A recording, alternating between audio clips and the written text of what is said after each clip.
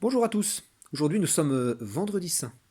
Aujourd'hui c'est un jour beaucoup plus grave, beaucoup plus triste que hier par exemple. Aujourd'hui nous suivons Jésus dans ce que l'on appelle sa passion, c'est-à-dire les dernières heures de sa vie. Donc sa trahison par son disciple Judas, son arrestation en pleine nuit comme un criminel, son procès inéquitable, la manipulation de la foule devant le gouverneur romain Pilate pour le faire condamner à mort, sa flagellation, 40 coups de fouet quand même. Sa mort sur la croix, retenue du vide par des clous plantés dans ses mains et dans ses pieds. Sa mise au tombeau, au soir. Tout cela, nous le rappellerons à 20 heures lors d'une célébration qui commencera par un geste un peu particulier, un peu spécial que vont faire les prêtres. Un geste que je vous laisserai découvrir. Et pourtant, si l'on revient sur Jésus tout au long de cet épisode, il reste très, et très étonnamment d'ailleurs, silencieux. D'ailleurs, c'est pour cela qu'on l'appelle l'agneau de Dieu.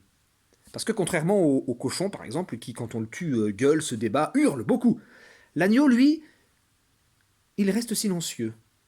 Comme Jésus, qui accepte de souffrir et de mourir alors qu'il est innocent.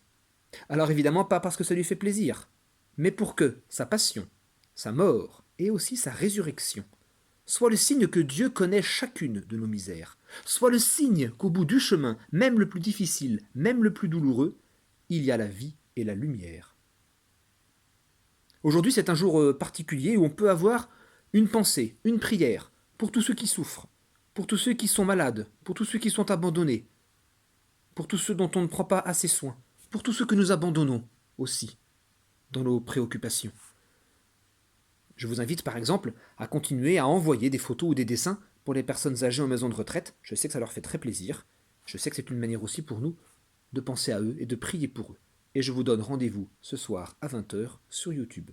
Bonne journée.